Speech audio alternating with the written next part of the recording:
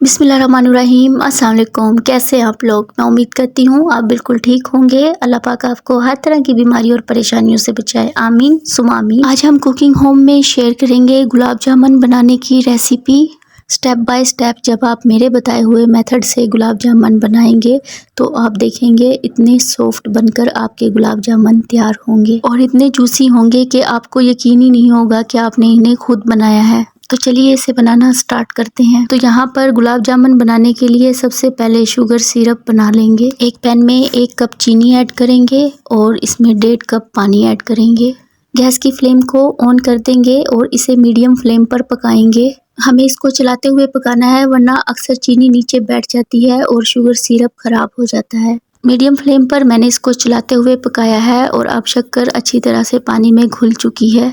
अब हमने इसमें 1/4 नींबू का रस निचोड़ देना है जिससे कि ये शुगर सिरप है क्रिस्टलाइज नहीं होगा। और 3 हम इसमें कुटी हुई सब्ज इलायची ऐड करेंगे और अगर आप चाहें तो इलायची का पाउडर भी ऐड कर सकते हैं, 1/2 टीस्पून। और अब हमें इसको लो और मीडियम फ्लेम पर पकाना है 3 से 4 मिनट तक। यहाँ पर हमें इसके 1 से 2 तार नहीं बनाने हैं, सिंपली बस 3 से 4 मिनट तक हम इसे पका लेंगे। गुलाब जामुन बनाने के लिए जो चाशनी बनती है वो गाढ़ी नहीं बनती है, तो यहाँ पर हमें इसके 1 या 2 तार बनाने की ज़रूरत नहीं है। सिंपली इसे लो और मीडियम फ्लेम के बीच में 3-4 मिनट तक पका लेते हैं और हमारी चाशनी बनकर तैयार हो जाती है। तो यहाँ पर हमारी चाशनी रेडी है। हमें गैस की फ्लेम को बंद करना है और इसे साइड पर रख देंगे। गुलाब जामुन बनाने के लिए हम यहाँ पर एक मिक्सिंग बाउल लेंगे और इसमें 1 कप मिल्क पाउडर ऐड करेंगे। मिल्क पाउडर आप किसी भी अच्छे ब्रांड का ले लीजिए। और 2 टेबलस्पून इसमें मैदा ऐड करेंगे जिससे कि बाइंडिंग अच्छी आएगी। और 1 टेबलस्पून इसमें डालेंगे सूजी जिससे कि इसका दानेदार टेक्सचर आएगा। 1/4 टीस्पून डालेंगे छोटी इलायची का पाउडर और 1/4 टीस्पून इसमें ऐड करेंगे बेकिंग सोडा यानी कि मीठा सोडा, जिसको कि खाने वाला सोडा भी बोलते हैं। और 1 टेबलस्पून इसमें ऑयल ऐड करेंगे। आप चाहें तो ऑयल की जगह घी भी ऐड कर सकते हैं। और अब 6 टेबलस्पून डालेंगे इसमें दूध। ये उबला हुआ दूध है और नॉर्मल टेम्परेचर का है। और अब हल्के हल्के हाथों से इसको मिला लेंगे। यहाँ पर हमने इसको गूंदना नहीं है, सिंपली मिक्स करना है, एक जगह इकट्ठा करना है। अगर आप इसको गूंद लेंगे तो फिर गुलाब जामुन टाइट हो सकती है, तो हमें इस पूरे मिक्सचर को एक जगह इकट्ठा कर लेना है इस तरह से। तो इसको मैंने एक जगह इकट्ठा कर लिया है। अब हमें इसकी छोटी छोटी सी बॉल बनानी है। तो इसका साइज़ बड़ा मत रखिएगा क्योंकि बाद में जब शीरा वगैरह भर जाता है तो इसका साइज़ बड़ा हो जाता है। तो एक छोटे नींबू के साइज़ की हमने इसकी बॉल बनानी है। अभी हमने इसके पोर्शन कर लेने हैं। जितना इसका मिक्सचर है इसमें 8 गुलाब जामुन हमारे बनकर तैयार होंगे।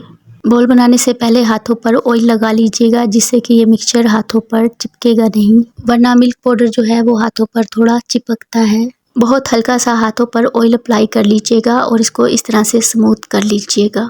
बिल्कुल एक साथ स्मूथ करेंगे, इसमें क्रैक नहीं होनी चाहिए।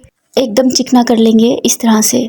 तो इस तरह से हमारी 8 बॉल्स बनकर तैयार हुई हैं। जब ये बॉल बनकर तैयार हो जाएं तो इनको इंस्टेंट फ्राई कर लीजिएगा, वरना फिर ये ड्राई हो सकती हैं, इन पर पपड़ी जम सकती है। अब हमें गुलाब जामुन को फ्राई करना है और ऑयल को बिल्कुल धीमी आंच पर गर्म कर लेना है। और ऑयल का टेम्परेचर तेज़ नहीं होना चाहिए। अगर ऑयल का टेम्परेचर तेज़ हुआ तो फिर आपकी गुलाब जामुन बाहर से तो डार्क हो जाएंगी लेकिन ठीक से पक नहीं पाएंगी। बिल्कुल हल्की आंच पर इनको पकाया जाता है। आप देख रहे हैं इसमें बिल्कुल हल्के हल्के से बबल फॉर्म्स हो रहे हैं। बस इतना ही टेम्परेचर आपको यहाँ रखना है। और गुलाब जामुन को फ्राई करने के लिए अगर आप रिफाइंड ऑयल का इस्तेमाल करें तो वो ज़्यादा बेहतर है। और अगर आप घी वगैरह यूज़ करेंगे तो फिर आपके गुलाब जामुन जो हैं वो ठंडे होने पर टाइट हो जाएंगे। तो बेस्ट यही है कि जब भी आप गुलाब जामुन फ्राई करें तो रिफाइंड ऑयल का ही इस्तेमाल करें या फिर आप देसी घी यूज़ करें। मैं यहाँ रिफाइंड ऑयल यूज़ कर रही हूँ।